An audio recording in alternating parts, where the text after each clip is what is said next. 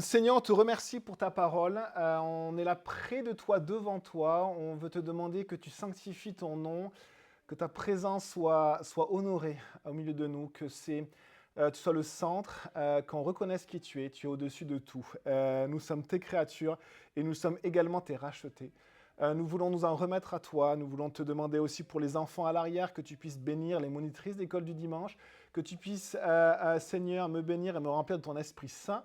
Mais on te demande, Seigneur, on n'est pas venu pour écouter la parole d'un homme, on est juste venu pour écouter la parole de Dieu. Et on veut juste lire ta parole, on veut être instruit par ta parole, on veut être transformé par toi, Seigneur. Et on s'attend à toi, là où est le Maître, c'est là que je veux être, que ton nom soit béni. Amen. Exode 4, verset 1, vous pouvez prendre du coup une Bible ou votre Bible, et je lis avec vous. Moïse répondit, « Ils ne me croiront pas et ne m'écouteront pas. Au contraire, ils diront, l'Éternel ne t'est pas apparu. » Alors, on est à ce moment, cette révélation de Dieu. Dieu apparaît à Moïse dans le buisson qui brûle sans se consumer. Et Moïse, finalement, réalise qui est Dieu, qui se révèle comme étant celui qui est. Je suis Yahweh ou Jéhovah. C'est une révélation juste extraordinaire, puisque Dieu ne s'est pas révélé de cette manière-là à Abraham, Isaac et Jacob, mais il se révèle comme ceci à Moïse. Et du coup à tout le peuple au travers de Moïse. Et ensuite, qu'est-ce que Dieu dit à Moïse? Il dit, « Je suis descendu pour délivrer mon peuple », chapitre 3, verset 8, « et je t'enverrai vers le Pharaon, et tu feras sortir d'Égypte mon peuple. » Et donc, il va dire maintenant, « Vas-y, je t'envoie. » Et la première objection de Moïse, on le voit, chapitre 3, verset 11, la première objection, c'est « Qui suis-je moi ? Qui suis-je moi pour faire ce que tu me demandes? Qui suis-je moi? » Et la réponse de Dieu, c'est « Je serai avec toi. Voici le signe que je t'envoie, c'est que cela va se produire et que vous viendrez adorer sur cette montagne, on l'avait vu la dernière fois. » Et ensuite, il demande à Dieu, « Mais quel est ton nom ?» Et Dieu va lui dire, « Je suis, je suis. » C'est étonnant de dire « Je suis, je suis. » Il est le seul. Ce verbe-là, on l'avait vu, est utilisé que pour Dieu dans la langue hébraïque. C'est vraiment le verbe être au présent. C'est pour Dieu. Il est de toute éternité et ça lui appartient. Et nous sommes ses créatures, Jéhovah.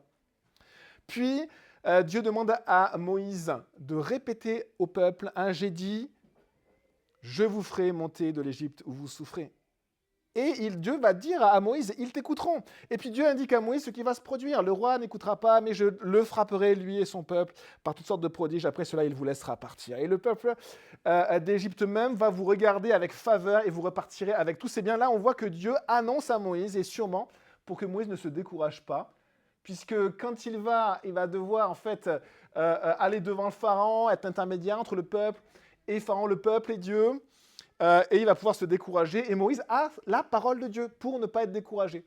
Et nous, c'est pareil, on a la parole de Dieu pour ne pas être découragé, et pour tenir bon, et pour être persévérant, et pour nous fortifier, pour continuer sur le chemin. Et on peut encourager nos frères et sœurs qui sont fragiles des fois dans leur foi, qui sont fragiles dans leur marche, qui sont parfois ballottés ça et là. Eh bien, on peut les encourager par la parole de Dieu, à être fidèle, à être persévérant. Et c'est la parole qui nous fortifie, qui nous aide à continuer. Et c'est ce que Dieu fait avec Moïse, il lui donne sa parole. Sa parole, sur la base duquel Moïse va se tenir pendant les 40 ans qui vont suivre de la sortie d'Égypte jusqu'à toutes ces années dans le désert. Mais on va voir la deuxième objection de Moïse, chapitre 4.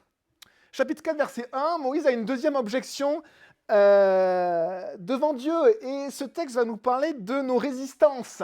Parce que Moïse, en fait, il résiste à Dieu. Pourtant, il a la plus grande révélation. On aimerait tous avoir cette révélation-là. Il est devant la présence de Dieu, devant la sainteté du Seigneur. Le Seigneur lui dit, « La terre sur laquelle tu te tiens, elle est sainte. Enlève tes sandales. » On ne veut rien de ce qui est de l'homme, juste la créature devant son Dieu qui simplement l'adore. Et malgré cela, malgré il est dans la présence même de Dieu, devant l'ange de l'Éternel, qui est une représentation de Dieu lui-même, malgré cela, deuxième objection de Moïse. Parfois, on dit à Dieu, « Si Dieu fait ça dans ma vie, si Dieu fait ça dans ma vie, alors ?» Et en fait, souvent, c'est des petits mensonges jolis. Parce que même quand Dieu agit dans nos vies, nous, on ne fait pas forcément ce que Dieu nous demande. Ça, on le voit dans l'histoire de chacun. Dans les plus grandes épreuves, souvent on dit « Seigneur, si tu » et que Dieu fait, et finalement, on tient nos résolutions quelques temps, mais on ne le fait pas ici. Moïse a tout ce qu'il a besoin pour justement y aller. Et deuxième objection, il dit, ils ne me croiront pas, ils ne m'écouteront pas. Au contraire, ils diront, l'Éternel ne t'est pas apparu. Et donc Moïse a peur, il a plein de peur. Et nous aussi, les amis, on a, je crois, plein de peur. Ce n'est pas un hasard si le Seigneur dit dans les évangiles et qu'il répète à ses disciples que la paix soit avec vous. Le synonyme, c'est arrêter d'avoir peur. La paix de Dieu. Que la paix du Seigneur soit avec toi. Et ici, on a les peurs de Moïse. Et la deuxième objection, c'est qu'il va dire, ok, tu t'es révélé à moi. Tu me demandes d'aller vers ton peuple, vers mon peuple, le peuple des Hébreux, mais est-ce qu'ils vont m'écouter? Est-ce qu'ils vont m'écouter? Regardez la réponse de Dieu. Verset 2, alors que c'est dur de se tenir devant Dieu et c'est dur de devoir répondre à ce qu'il nous demande. C'est dur de se tenir devant Dieu. Quand on est devant Dieu, quand on a un face-à-face avec Dieu, c'est dur finalement de se tenir devant Dieu. Eh bien, l'Éternel lui dit, « Qu'y a-t-il dans ta main ?» Et Moïse, il avait quelle profession en ce moment-là? Je vous le demande. C'était un berger. C'était la catégorie sociale la plus basse. La plus basse de l'époque. Il était berger. Donc, qu'est-ce qu'il avait dans sa main? Eh bien, un bâton de berger. Il avait le bâton de berger. C'est juste un bâton qu'il a pris. Alors, attention, on n'est pas dans le Seigneur des Anneaux ou dans ces films où, en fait, on va chercher le bâton du sorcier. Il ne faut pas se tromper de bâton, parce que si tu prends un bâton de hêtre, ça ne va pas marcher. Le bâton de cerisier est bien meilleur. On n'est pas du tout là-dedans. Il a pris un bâton dans sa vie. C'est juste un bâton, un bout de bois. Inerte, c'est du bois. Mais qu'est-ce que Dieu lui dit? Il ne lui dit pas, le bâton que tu as choisi, c'est un bâton de sorcier, pas du tout. Il dit, qu'est-ce que tu as dans ta main? Qu'est-ce qui s'est passé quand Jésus a multiplié les pains? On est allé chercher un petit enfant. Qu'est-ce qu'il avait dans ses mains? 5 pains et 2 poissons. Et qu'est-ce que Dieu dit à Gédéon? Il dit, va avec la force que tu as. Souvent, le Seigneur, merci mon frère, souvent le Seigneur, on va régler ça. On a plusieurs semaines, on va régler ça. Souvent, le Seigneur simplement va utiliser ce qu'on a. Et ce qui est très intéressant, les amis, c'est de réaliser, on peut regarder la télé, c'est de réaliser que on a peu de choses, mais on n'a pas rien. Et je le répète, on a peu de choses, mais on n'a pas rien. Et dans l'histoire, on voit que Dieu recherche des personnes pour devenir ses serviteurs, et pour le servir, et pour le suivre. Et ici, il trouve Moïse. Dans certains textes, on voit qu'il cherche quelqu'un pour le servir qu'il ne trouve pas. Il trouve Moïse, il trouvera dans l'histoire David, il trouvera dans l'histoire Marie qui va porter Jésus, il trouvera dans l'histoire des serviteurs et des servantes. Il va trouver Naomi, il va trouver Ruth, il va trouver des hommes et des femmes dans l'histoire, mais il cherche, et ce qu'ont les hommes, c'est qu'ils n'ont pas grand-chose à lui donner, mais Dieu va quand même utiliser ce pas grand-chose. C'est-à-dire qu'en fait, que vous n'avez pas rien. Tout le monde sourit là. C'est bon.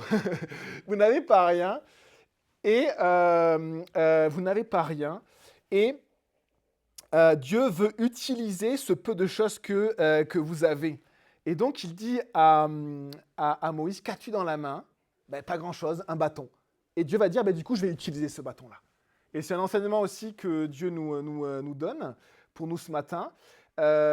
On a peu de capacités, on a des capacités bien limitées. On ne croit pas dans cette église, au grand talent, au grand don. On ne se fonde pas sur ça. On se fonde sur la puissance du Seigneur, la puissance du Saint-Esprit, la puissance de sa parole. Et c'est le Seigneur qui fait son œuvre. On a des dons bien limités, il faut le réaliser. On ne vient pas autour d'un homme qui a des grands talents à la chapelle. Mais nous n'avons pas rien. Nous avons chacun quelque chose, peu de choses, mais chacun quelque chose. Des capacités, des dons. Mais ce n'est pas grand-chose. Il faut le réaliser, ce n'est pas grand-chose. Mais Dieu veut utiliser ce pas grand-chose. Il veut utiliser ce pas grand-chose. Et c'est à nous de se demander, est-ce que finalement on va être disponible pour Dieu avec le pas grand-chose qu'on a? Avec 5 pains et 2 poissons, Dieu a nourri 5000 hommes. C'est une foule d'à peu près 10 000 à 12 000 personnes. Donc, il n'y avait pas grand-chose, mais Dieu peut faire de grandes choses avec ce que nous avons de peu. C'est une très bonne chose de réaliser qu'on n'a pas grand-chose. Et c'est une très bonne chose de réaliser que Dieu veut utiliser ce pas grand-chose. Et donc là, il va utiliser son bâton. Comment il va l'utiliser? Regardez.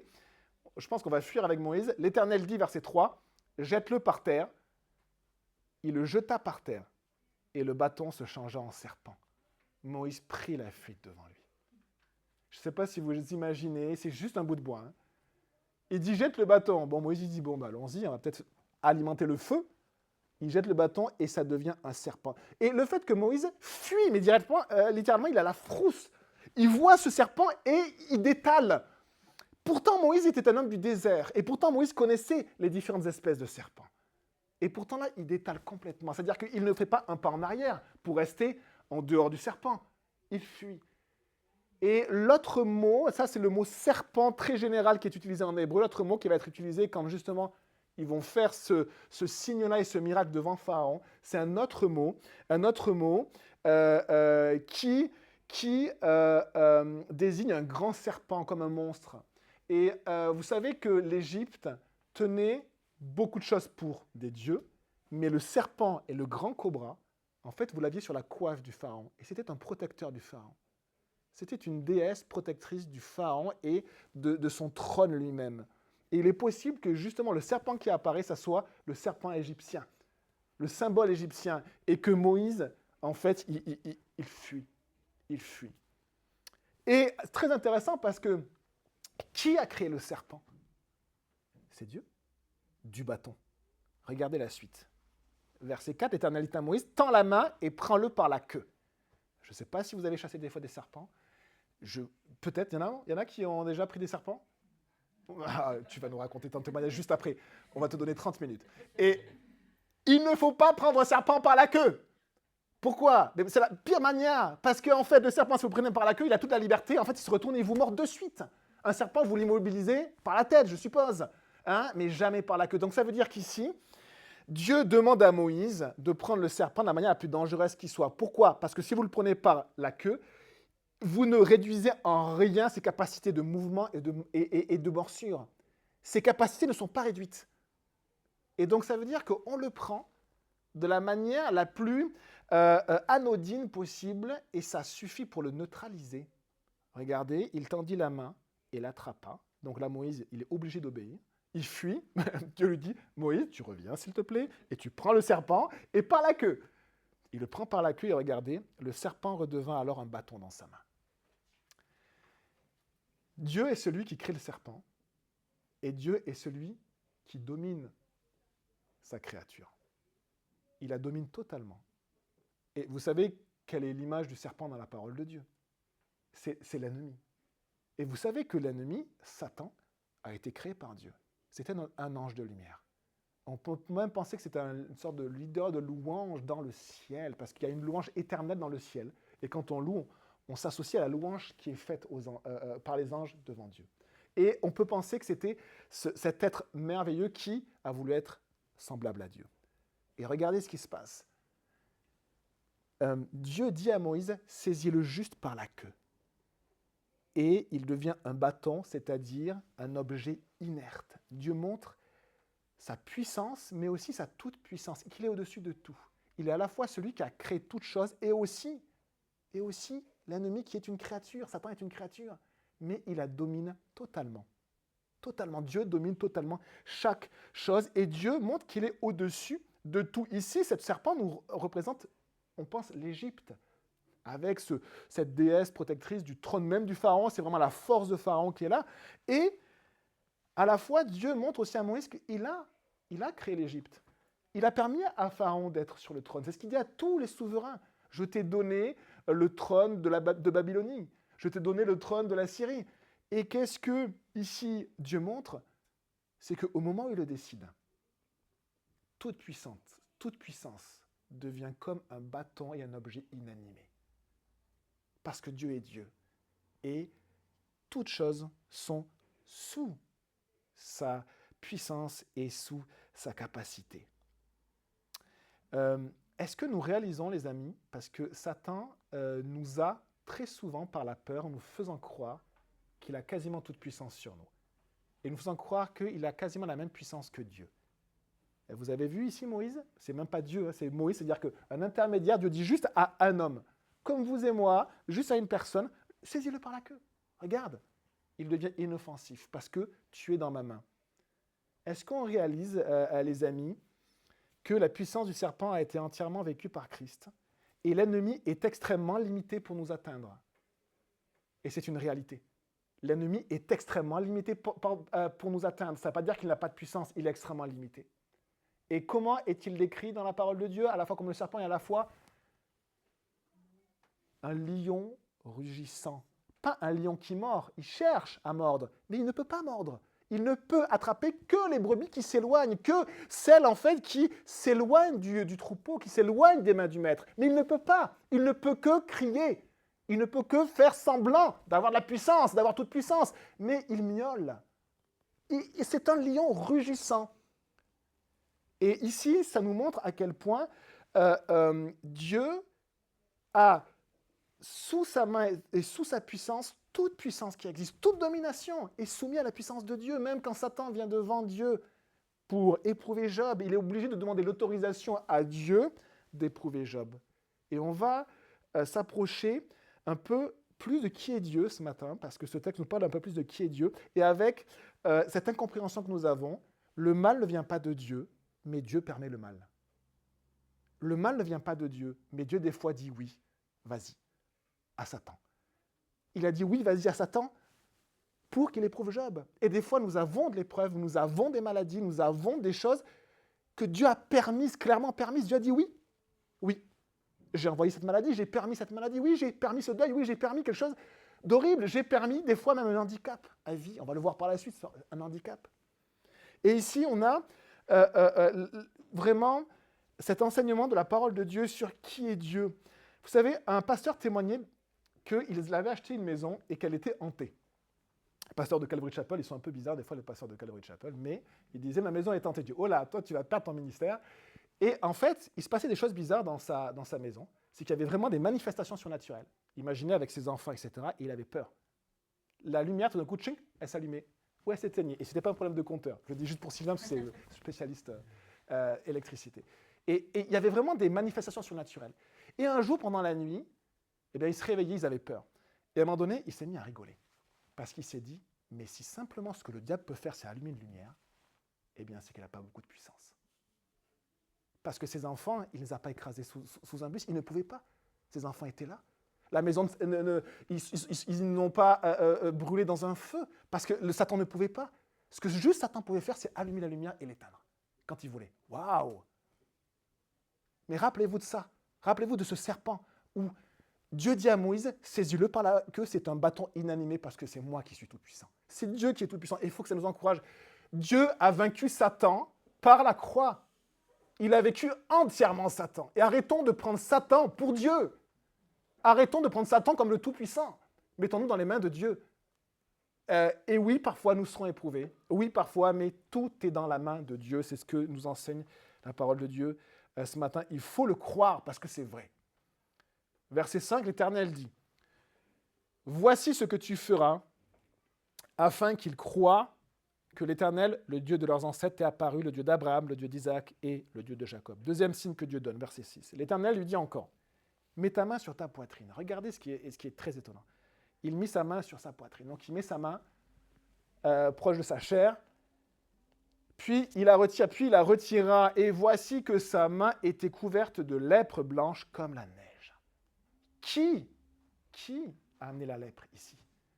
C'est Dieu aussi. Dieu a amené la lèpre sur la main de Moïse. Mais regardez la suite. Et l'Éternel dit, verset 7, « Remets ta main sur ta poitrine. » Il remet la main sur sa poitrine. Puis il en retira, et voici qu'elle était redevenue normale. Et ce signe a dû marquer le peuple. Pourquoi? Parce que là, Dieu montre, et le mot pour maladie, pour lèpre, c'est toute maladie vraiment difficile et impossible, incurable à soigner. Ça pourrait être, nous, on pourrait avoir des cancers, par exemple, ou d'autres maladies qui peuvent nous emporter en quelques mois. Et là, il est parlé d'une maladie qui peut tuer Moïse et que Dieu permet. Qu'est-ce qui est en train de vivre le peuple à ce moment-là? Dieu a permis qu'il soit dans l'esclavage et qu'il soit soumis à un maître dur et cruel. Et Dieu l'a permis. Dieu l'a permis. On va voir le parallèle avec Naomi en quelques instants, où Naomi, qui est la belle-mère de Ruth, c'est dans le livre de Ruth, pendant la période des juges, Naomi, elle va fuir le pays à cause de la famine avec son mari et ses enfants. Son mari va décéder. Ses 2 fils vont décéder. Et elle va revenir. Et je vous le lis. Vous pouvez le prendre d'ailleurs, Ruth, c'est un livre qu'on lit assez peu. Ruth, recherchez avec moi Ruth.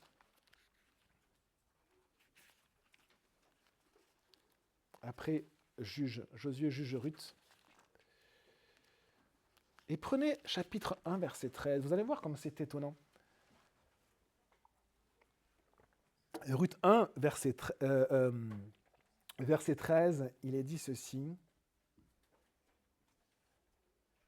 Au milieu, non mes filles, car à cause de vous, je suis dans une grande amertume parce que l'Éternel est intervenu contre moi. Prenez le verset 20 du même chapitre, Ruth 1, verset 20. Ne m'appelez pas Naomi, qui veut dire beauté. Ne m'appelez pas Naomi, verset 20, mais appelez-moi Mara. Et Mara, c'est-à-dire amertume. Car le Tout-Puissant m'a rempli d'amertume. Et Naomi, elle sait que ces deuils, Dieu les a permis. Et elle prend ces deuils de la part de Dieu, mais finalement, elle est dans l'amertume parce que Dieu a permis cela. J'étais dans l'abondance à mon départ et l'Éternel me ramène les mains vides. Pourquoi m'appelleriez-vous beauté après que l'Éternel s'est prononcé contre moi, après que le Tout-Puissant a provoqué mon malheur?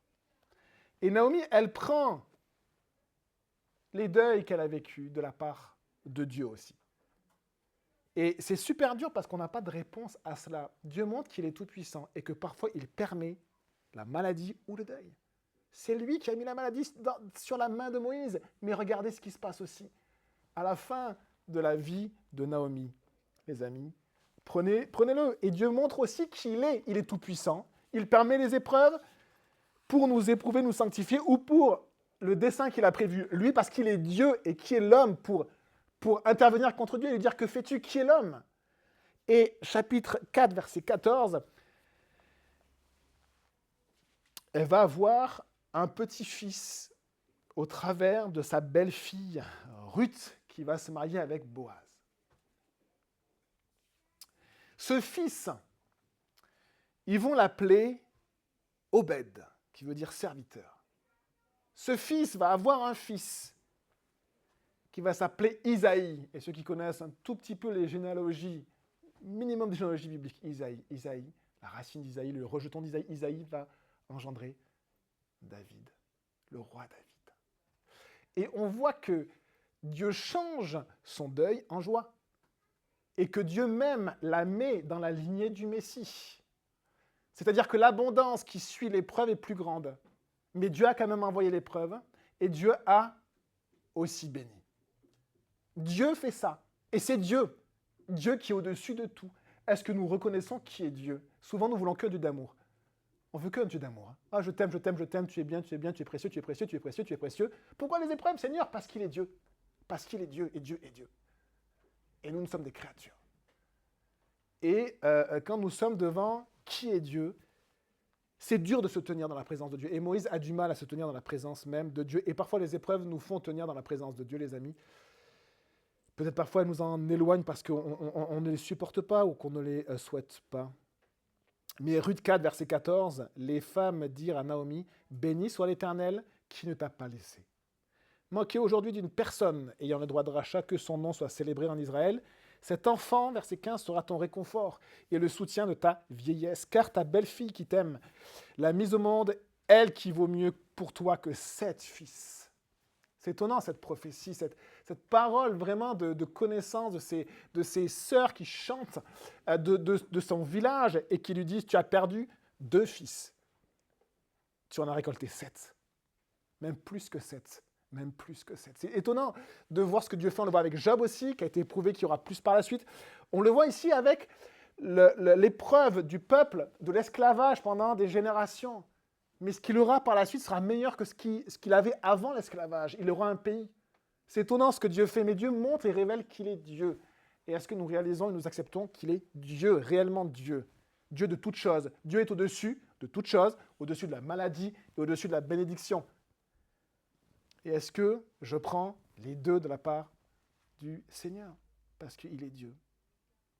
Verset 8, l'Éternel dit, troisième signe, dernier signe, et s'ils ne te croient pas et n'écoutent pas le message du premier signe, ils croiront à celui du dernier signe. S'ils ne croient toujours pas, Dieu connaît le cœur de l'homme. Il envoie deux signes juste extraordinaires et dit, bon, s'ils ne croient toujours pas, s'ils ne croient toujours pas alors que j'ai agi et encore agi, bon, même avec ces deux signes et ne t'écoute pas, tu prendras de l'eau du fleuve. Et Dieu va montrer aussi qui il est au peuple égyptien et au peuple hébreu. Tu la verseras sur la terre et l'eau que tu auras prise dans le fleuve se changera en sang sur la terre.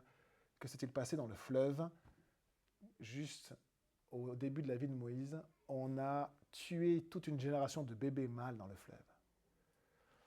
Et quel est le fleuve pour les Égyptiens? C'est encore un des dieux égyptiens, une des idoles. Ils déifient le fleuve, ils déifient tout, et ils adorent tout au lieu d'adorer le Créateur. Dieu donne de l'abondance. Il a donné en fait une prospérité sans précédent à ce peuple égyptien dans l'histoire de l'humanité. Quand il y avait des familles, il y avait toujours du grain en Égypte. Dans l'Empire romain, c'était le grenier de l'Empire. L'Égypte a une abondance et au lieu d'adorer celui qui a donné l'abondance, on adore l'abondance elle-même. On adore les sacs de blé. Je vais t'adorer, sac de blé. Et on réalise à quel point, en fait, l'homme se détourne de Dieu. Et ici, si Dieu prend de l'eau qui purifie, de l'eau qui abreuve, de l'eau qui donne toute l'abondance de l'Égypte et toutes les ressources et la subsistance de l'Égypte et qui la change en sang, qui signifie la mort, c'est que Dieu est aussi celui qui juge et qui juge notre péché et qui juge le péché de l'idolâtrie et qui juge mon immoralité sexuelle et qui juge mon péché d'orgueil, ma résistance. Il juge le péché. Dieu est saint et Dieu juge. Et un jour, il se lève pour juger. Et nous sommes dans un temps de grâce où Dieu laisse faire les choses. Et un jour, il va se lever, il va descendre comme là il est descendu. Et il va juger. Et l'eau sera changée en sang. L'eau que Dieu a donnée à toute l'humanité. Et les hommes s'abreuvent sans jamais remercier Dieu. Mais quand l'eau se change en sang, eh bien, ils râlent. Et c'est là où il va y avoir quelque chose d'étonnant. C'est que dans les trois signes, Dieu est celui qui crée le serpent et celui qui le domine entièrement. Dieu est celui qui emmène la maladie, mais c'est celui aussi qui guérit. Je ne sais plus le nom, je crois que c'est peut-être Rapha, le nom de Dieu qui guérit, il faudrait vérifier. Mais Dieu est celui qui guérit et il s'appelle comme ça. Le nom de Dieu, c'est aussi « Je suis celui qui guérit ». Et ensuite, on a ici celui qui exerce le jugement, le juste juge. Verset 10. Moïse dit à l'Éternel, donc là, effectivement, Moïse a vu tellement de puissance de la part de Dieu, comme vous avez vu de la puissance de la part de Dieu dans vos propres vies, que là, il dit, Seigneur, oui, je te servirai toute ma vie. Verset 10, Moïse dit à l'Éternel, « Ah, Seigneur, je ne suis pas un homme doué pour parler, et cela ne date ni d'hier, ni d'avant-hier, ni même du moment où tu as parlé à ton serviteur. En effet, j'ai la bouche et la langue embarrassées. » Troisième objection. Trois signes de puissance et trois objections de la part de Moïse. Et les amis, Moïse, il a le même cœur que nous, et nous, on est résistants vis-à-vis de Dieu. On résiste. Alors là, c'est intéressant, le terme qui est utilisé peut signifier la langue maternelle. La langue pesante, ça peut être aussi la langue maternelle. On se souvient que Moïse n'a pas été enseigné dans la langue hébreu. Il a appris dans son plus jeune âge, mais rapidement, il a été élevé en tant qu'Égyptien. Donc, il peut maîtriser l'égyptien mieux que l'hébreu. Il avait sûrement un accent égyptien. Donc, en fait, il peut être considéré comme étranger de la part de son propre peuple. Il connaît l'hébreu, mais il les connaît peut-être mal. Et d'ailleurs, beaucoup de mots à partir de cette époque-là, égyptiens sont passés dans la langue hébraïque. Il y a eu vraiment un mélange entre... C'est normal, 400 ans de vie du peuple hébreu, même s'il était indépendant et qui ne s'assimilait pas au milieu de l'Égypte. Et on a des mots comme ça. Moïse, c'est un mot, on pense égyptien, on a du mal à savoir ce qu'il signifie. C'est sortir des eaux, mais ça nous parle de la résurrection aussi, mais on a du mal à le savoir. Et ici, il dit, voilà, c'est pas ma langue, l'hébreu.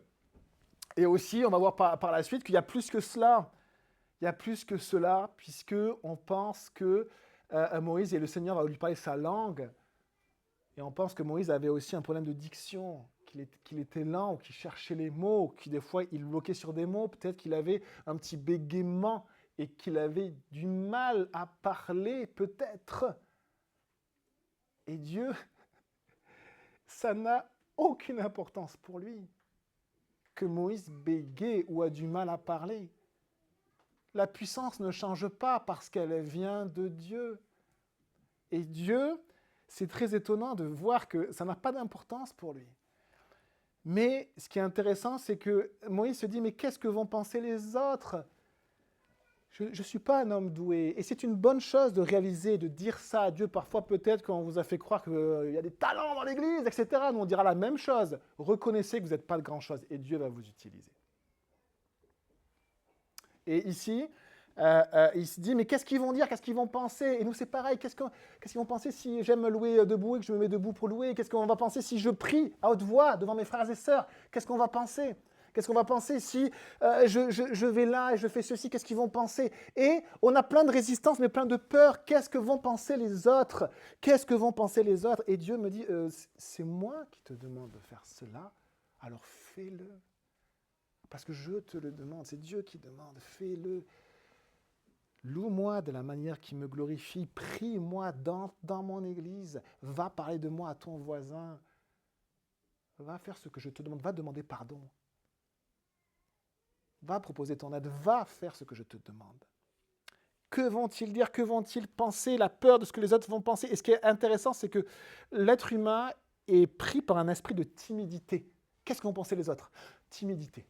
Qu'est-ce que nous dit 2 Timothée 1, verset 7 ? Ce n'est pas un esprit de timidité que Dieu nous a donné, mais c'est un esprit de force, d'amour et de sagesse. Vous avez vu l'équilibre de l'Esprit Saint, à la fois de force, mais à la fois d'amour, à la fois de sagesse. Notre esprit de timidité met des barrières à l'Esprit de Dieu. Parfois, on aimerait bien que l'Esprit agisse, mais on a plein de barrières. Et en fait, on n'a pas envie que nos barrières soient levées. Et le moment où on fait une chose qu'on n'a jamais faite, et en arrêtant de se dire, qu'est-ce qu'ils vont penser, de dire, ok, Seigneur, j'essaie, eh bien, on ouvre un petit peu à l'Esprit du Seigneur qui n'est pas un esprit de timidité. Alors Moïse avait sûrement des difficultés de diction et on voit que Gédéon avait sûrement un problème de courage, Paul avait sûrement un problème visuel et il avait des problèmes même de rédaction. Et ce qui est très beau, c'est que celui qui a les problèmes de diction, c'est celui dont les paroles vont être les plus puissantes, Moïse. Les 5 premiers livres de la Bible sont écrits par lui. Celui qui n'avait pas de courage, Gédéon, ben c'est celui qui a une des plus grandes victoires dans l'histoire, face à Madian. Celui qui avait des problèmes pour écrire, Paul, il dit « Je vous écris par la main d'un tel et d'un tel. Je vous écris en grosses lettres. » Il avait souvent en fait un problème soit de vue, soit d'écriture. Eh bien, il nous a donné de la part de Dieu quasiment 2/3 du Nouveau Testament, de la parole de Dieu, sainte. C'est incroyable ce que Dieu fait. C'est incroyable, celui qui avait du mal à parler, eh bien, c'est celui qui a la parole la plus puissante, mal à rédiger, les écrits les plus puissants, du mal à combattre, la victoire la plus puissante. Pourquoi ? Parce que ça ne vient pas de moi, de mes capacités, de mes talents. Ça vient de Dieu. Et les amis, on ne veut pas s'élever dans l'Église. On veut élever le nom de Dieu. Et on veut juste que Dieu soit honoré dans ma vie. Et on veut être des serviteurs humbles qui apprennent à faire ce que Dieu nous demande. Tout simplement. Tout simplement. Et pour qu'on ne soit pas honteux quand on vient devant le Seigneur, on va dire « Regarde Seigneur ce que j'ai fait dans ton Église !» Là, on va être abaissé. Là, on va vraiment être abaissé et humilié. Et si on dit « Seigneur, on n'a rien », le Seigneur va dire « Si, tu es un bon et tu es un fidèle serviteur, bon et fidèle serviteur, sers-moi. » Verset 11, l'Éternel lui dit « Qui a donné une bouche à l'homme ?» Ça va être aussi un texte difficile. Qui a donné une bouche à l'homme ? Qui rend muet ou sourd ? Capable de voir ou aveugle ? Ici, il n'est pas marqué l'ennemi crée les aveugles et moi je crée ceux qui voient. Il est dit qui rend muet ou sourd, capable de voir ou aveugle, n'est-ce pas moi, l'Éternel ? Dieu prend toute la responsabilité pour toute création sur la terre, même l'handicapé, même celui qui n'a pas la parole et qui n'a pas eu l'usage de la parole depuis qu'il est né, même celui qui est aveugle. C'est Dieu qui a créé. même celui qui est trisomique, même celui qui a un handicap intellectuel, c'est Dieu qui l'a créé. Et Dieu n'est pas honteux. Il dit, n'est-ce pas moi qui vous ai créé chacun? Le muet comme celui qui peut parler, l'aveugle comme celui qui peut voir, le boiteux comme celui qui peut marcher, c'est moi qui vous ai créés tous. Et j'espère que ça nous encourage de voir que, en fait, nous venons de Dieu. Est-ce que nous acceptons que Dieu soit Dieu? Est-ce que nous acceptons que Dieu est Dieu? Réellement, c'est Dieu qui m'a créé. Et le peu que j'ai, je n'ai pas rien, mais j'ai peu. Il faut que je réalise que j'ai peu, mais Dieu peut en faire de grandes choses. On a un Dieu merveilleux, un Dieu merveilleux. Dieu dit, c'est moi qui ai donné une bouche à l'homme. Et on a le pasteur Chuck Smith qui souligne que c'est une parole bien difficile parce que c'est Dieu qui prend toute la responsabilité, même pour tous les handicaps qui sont sur la terre. Il prend la responsabilité. Dieu t'a créé comme tu es et il veut que tu sois son serviteur avec ce que tu es. L'aveugle sera un serviteur de Dieu sans voir. Le sourd sera un serviteur de Dieu sans entendre. Le boiteux sera un serviteur de Dieu en boitant. Jacob boitait, il a boité toute sa vie, les amis. Paul voyait mal. Moïse parlait mal. Peut-être que le peuple, il était là. Bon, il va accélérer, Moïse. Alors qu'il avait les paroles de Dieu dans la bouche. Job 1, verset 21 dit « C'est nu que je suis sorti du ventre de ma mère, c'est nu que je repartirai. L'Éternel a donné et l'Éternel a repris, que le nom de l'Éternel soit béni. » Job 2, verset 9, et sa femme lui dit « Restes-tu encore ferme dans ta perfection, maudit Dieu et meurs. » Il lui dit « Tu parles comme parlerait l'une des insensées, l'un des incroyants. Nous avons reçu le bien aussi de la part de Dieu et nous ne recevrions pas le mal. » En tout cela, Job ne pécha point de ses lèvres. Les amis, parfois aussi, même s'il est Dieu et peut-être qu'on ne connaît pas son dessein, parce que ses voies sont impénétrables et que nous sommes juste des humains, mais est-ce que ce n'est pas vrai que quand nous avons du mal à remercier Dieu, et nous commençons à le remercier quand nous n'avons plus? Est-ce que c'est vrai ça? Et je crois que oui. On a l'impression que de pouvoir parler, c'est normal. Et quand on ne peut plus parler, on râle. On a l'impression que d'être en bonne santé, c'est normal. Et quand on a une maladie, on râle. On a l'impression que de voir, c'est normal. Et quand on a des problèmes de vue, on râle. Est-ce qu'on a remercié Dieu quand on voyait, quand on parlait? Quand la vie qu'il nous a donnée, tout vient de lui. Et Dieu nous montre parfois par d'autres personnes, que je pourrais être comme cette personne-là, je pourrais boiter, je pourrais ne pas voir, je pourrais être déficient intellectuellement.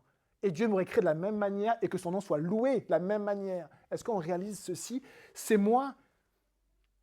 Qui a créé la bouche, dit Dieu? Qui a donné une bouche à l'homme? Qui rend muet ou sourd, capable de voir ou aveugle? N'est-ce pas moi, l'Éternel?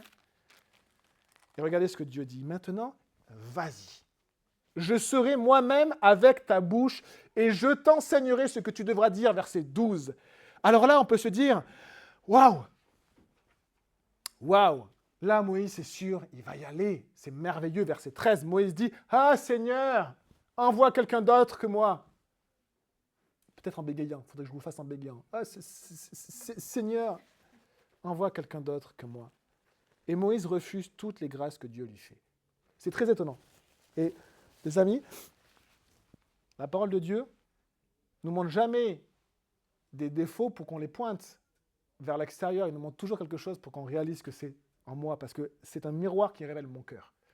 Et donc, ici, c'est très intéressant parce que Moïse, en fait, montre que ses objections, c'était des prétextes. Et vous savez ce que c'est qu'un prétexte? C'est de faire croire aux gens que vous ne pouvez pas alors que vous ne voulez pas. Et que depuis le début, vous ne vouliez pas, mais vous faites croire aux gens que vous ne pouvez pas. Et comment Moïse peut-il faire croire ça à Dieu? Seigneur, envoie quelqu'un d'autre que moi. Et en fait, il montre juste réellement ce qu'il y avait dans son cœur. Et la parole de Dieu nous rappelle que les issues de la vie, ça vient de mon cœur.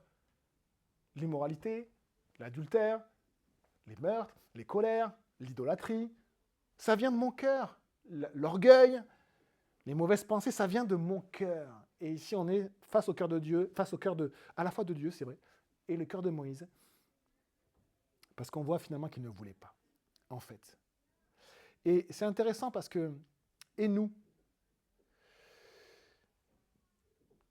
et nous, et est-ce que le Seigneur ne nous demande pas aussi de faire des choses, et on a aussi des prétextes, et on dit à Dieu de la même manière, oh Seigneur, non, l'autre il va le faire bien mieux, oh le pasteur il va le faire, ou l'autre frère de l'église il sait très bien le faire, ou l'autre sœur de l'église, elle sait prier.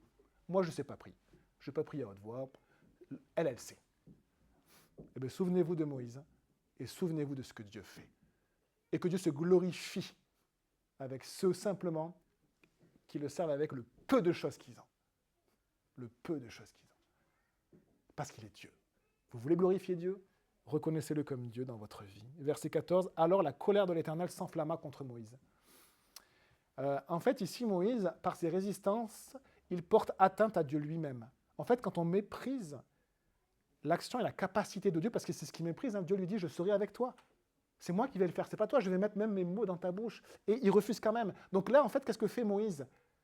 Par ses résistances, par sa timidité, par son manque de courage, par je ne sais quoi. En fait, il méprise l'action et la capacité de Dieu et la volonté de Dieu. Il méprise celui qui est au-dessus. Et alors, forcément, face à Dieu, face à Moïse, il y a cette colère de l'Éternel qui s'enflamme parce qu'il porte atteinte à Dieu. Et voici ce qu'il va lui dire. N'y a-t-il pas ton frère Aaron le Lévite? Je sais qu'il parlera facilement, lui. Dieu connaît. Eh bien, il va lui envoyer quelqu'un. Ça, c'est très intéressant parce que, les amis, et ça, c'est un enseignement incroyable, Dieu avait choisi un seul intermédiaire. C'était Moïse. Un seul. Par les résistances de Moïse, par le manque de courage de Moïse, eh bien, il va laisser Moïse en choisir un autre pour lui. Et c'est ce que fait toujours l'homme. Il rajoute des intermédiaires. Dans la religion, à cause de notre... Mais même dans nos relations, combien de fois on n'ose pas aller voir la personne directement et on envoie une personne parler à notre place? Dans le commerce, c'est frappant combien d'intermédiaires il y a entre le producteur et le vendeur. On rajoute constamment des intermédiaires. On a toujours des chemins détournés dans le cœur, quels que soient les domaines. Alors que Dieu a choisi un seul intermédiaire, l'homme en rajoute. Et ce n'est pas Dieu qui rajoute Aaron, c'est Moïse qui le rajoute. Mais Moïse lui dit, d'accord, tu veux notre intermédiaire, je ne t'en donne rien. Mais pour moi, il n'y en a qu'un. Ce n'est pas Aaron, c'est toi, Moïse. C'est toi, Moïse. Et les amis, Dieu a choisi un seul intermédiaire. Un seul intermédiaire. Et il n'y en aura pas d'autre. Et c'est Jésus-Christ, le Fils de Dieu, qui est béni éternellement. Et qui est venu mourir pour nous. Il n'y en a pas d'autre. Aucun curé, aucun pasteur, aucune église, aucun nom. Rien d'autre que Jésus, le seul intermédiaire. Dieu a choisi un seul intermédiaire. Et c'est Jésus. Et il n'y en a pas d'autre. Et il n'y en a pas d'autre. Nous, on en rajoute. On appelle des Aaron, on appelle d'autres personnes, mais il n'y en a qu'un seul. Le voici même qui vient à ta rencontre, quand il te verra, il se réjouira dans son cœur. On voit même le cœur de Dieu avec de la compassion qui finalement va appeler Aaron. Ils vont se retrouver entre frères alors qu'ils ne s'étaient pas vus depuis peut-être 40 ans ou 30 ans. Et on voit le cœur de Dieu alors que Moïse a vraiment exagéré. Il aurait mérité, je pense, un coup de bâton. Je pense que Dieu aurait dû prendre son bâton de berger et paf, sur la tête. Et on a le même cœur que Moïse. Verset 15, tu lui parleras et tu mettras les paroles dans sa bouche. Et moi, je serai avec ta bouche et avec sa bouche, et je vous enseignerai ce que vous devrez faire. C'est lui qui parlera pour toi au peuple. Il te servira de bouche et toi, tu tiendras pour lui la place de Dieu. Qu'est-ce que ça veut dire? Ça veut dire que Dieu avait choisi un seul intermédiaire, Moïse. Et comme Moïse ne veut pas, eh bien Dieu lui dit, d'accord, on va rajouter un intermédiaire. Donc toi, tu es mon intermédiaire, et Aaron sera ton intermédiaire. Tu veux qu'on continue comme ça, Moïse, longtemps? Est-ce que tu veux un intermédiaire aussi à Aaron? Et puis l'intermédiaire de l'intermédiaire? Des fois, Dieu fait ça. Il dit, ok, bon, on va avoir 10 intermédiaires. Et ici, on a vraiment Dieu qui dit, d'accord, eh bien, je t'envoie Aaron. Hein? Verset 17, prends ce bâton dans ta main, c'est avec lui que tu accompliras les signes. Et c'est intéressant parce que ce bâton, si je reprends, on va terminer avec ça. Verset 17, Exode 4. J'étais dans Ruth, Exode 4, verset 17. Et on le voit par la suite. Regardez au verset 20. Moïse prit sa femme et ses fils, les fit monter sur des ânes et retourna en Égypte. C'est comme ça que le grand intermédiaire de Dieu, arrive sur un âne. Il prit à la main le bâton de Dieu. C'est très intéressant. Le bâton de Moïse, c'est juste un bâton. Il n'y a pas de sorcellerie, machin, il n'y a pas de Seigneur des Anneaux, rien à voir, c'est juste son bâton. Il appelle maintenant le bâton de Dieu. Est-ce que vous voulez, dans vos vies, que le peu que vous avez, Dieu l'appelle avec son nom? C'est plus le bâton de Moïse qu'il a récupéré, je ne sais plus où, dans un buisson, c'est devenu le bâton de Dieu.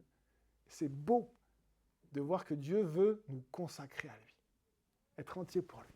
Hein? Et on prie les amis. Seigneur, on te dit merci pour ta parole, merci parce que ta parole est sainte, ton nom est saint. On veut te dire merci ensemble.